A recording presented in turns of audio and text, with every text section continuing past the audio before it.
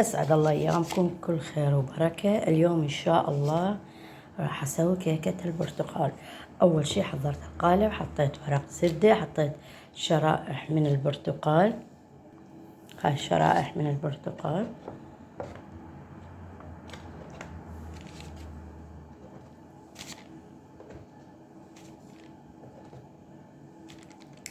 راح أخلي تقريبا ملعقة شكر إلى ملعقتين فوقها، لهي من تستوي تتكرمل روحها.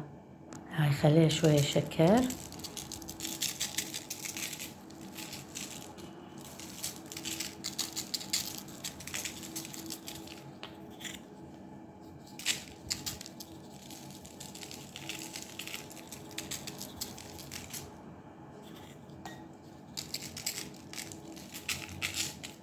هاي خليتها. هسه إن شاء الله راح أبدي أحضر مكونات الكيكة. بسم الله. راح أبدي أسوي مكونات الكيكة البرتقال. حطيت 3 بيضات، أول مرة أمزجهم مزج بسيط. هسه راح أبدي أخلي الشكر على 3 كوب. هسه حطيت شوية من الزيت،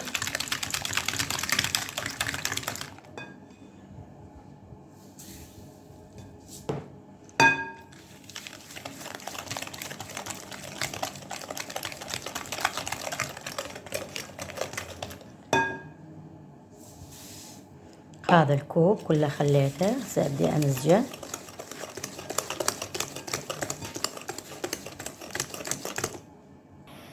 طبعا خليت برش الليمون، عفوا برش البرتقال،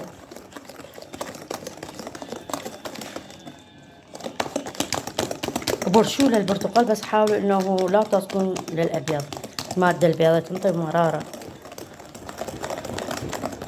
هسه راح اخلي نص كوب برتقال، عفوا زيت، نص كوب.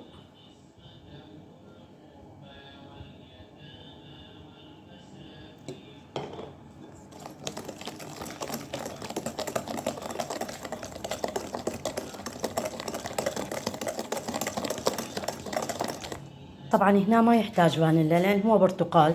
حطيت قشور البرتقال. هسه راح اخلي كوب عصير برتقال،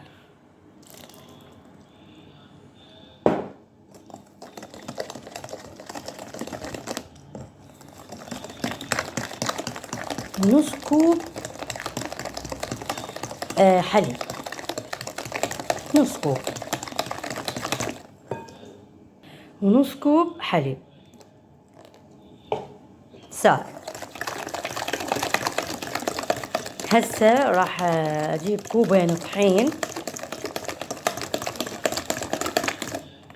عن كوبين طحين، وظرف واحد بيكنج باودر.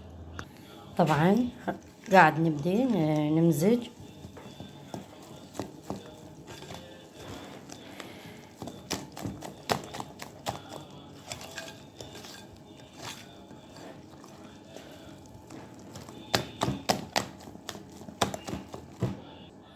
طبعا خلصنا المزيج. شوف شلون صار والريحة تخبل مال البرتقال.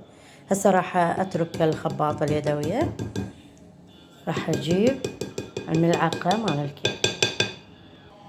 طبعا مسكت الخليط وحطيته بالقالب. هسه راح اخلي الكيكة على 180 200 نص ساعة، وان شاء الله نشوفها ورا نص ساعة، نشوف ايش قد مدة تحتاج. الكيكة استوت، طولت 45 دقيقة. وهسه راح شوي طلعتها من الفرن، شوي اخليها ترتاح واقلبها. طبعا قلبتها، راح ازيل الورق. شوف البرتقال شلون صاير. طبعا ولا الطعم والريحة، يا ريت اكو يطلع من الكاميرا الريحة والطعم. ان شاء الله انتظرونا في اكلة قادمة.